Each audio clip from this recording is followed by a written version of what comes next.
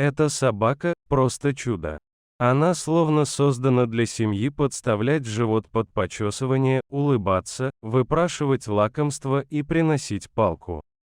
Но предыдущие хозяева приковали ее цепью на заднем дворе и уехали навсегда. Неизвестно, сколько очаровательный метис питбуля просидел на заднем дворе дома в Детройте дни или недели. Хозяин был в отъезде, и кто-то, решив, что дом заброшен, привел на задний двор своего пса и посадил на цепь. Когда его нашли, пес был истощен, измучен и едва не потерял веру в людей.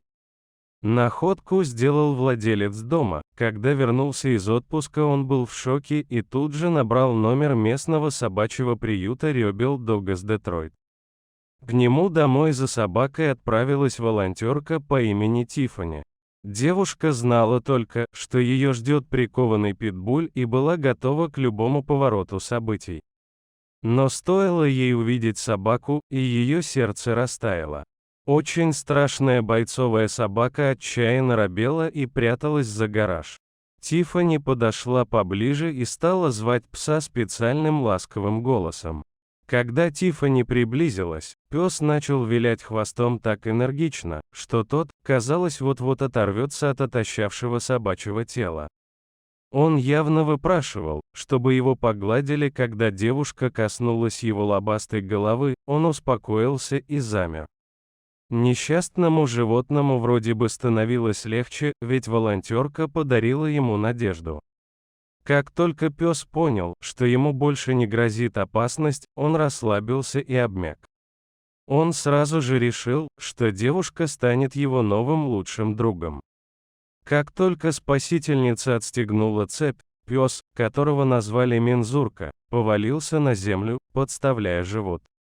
Он лизал девушке руки и улыбался во всю зубастую пасть. К сожалению, Мензурка еще был свободен не до конца. Ошейник цепи врезался ему глубоко в шею, так, что требовалось вмешательство хирурга. В ветеринарной клинике была большая очередь, и им с Тиффани пришлось просидеть в машине под дверями приемного отделения целых 5 часов. Все это время Тиффани гладила его, обнимала и успокаивала, охраняла его сон, и питбуль оценил этот жест заботы.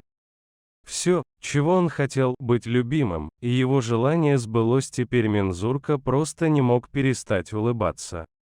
Он стойко перенес операцию, и после нее отправился на передержку. Сейчас по его виду вы в жизни не догадаетесь, что псу пришлось перенести. Кажется, во всем Детройте нет более счастливой собаки. Ему еще многому предстоит научиться дисциплинированно ходить на поводке, справлять нужду дважды в день на улице и играть с игрушками. Но он уже готов к тому, чтобы переехать в новый дом, где его, безусловно, полюбят. Так же, как его полюбила Тиффани, и как полюбили новые хозяева.